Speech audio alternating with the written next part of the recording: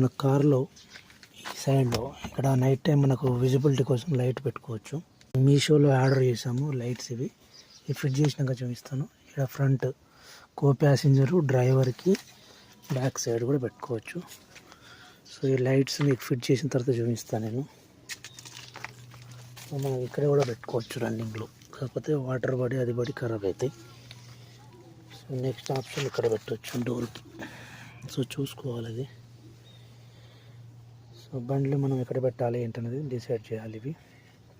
So lights మనం ఒకసారి on చేసి మీకు చూపిస్తాం. ఇలా వెహికల్ని స్టార్ట్ చేసుకోవాలి. ఆ తర్వాత ఉంటుంది. సో ఇది ఇచ్చిన తర్వాత మనకు లైటింగ్ అనేది ఇలా వస్తుంది.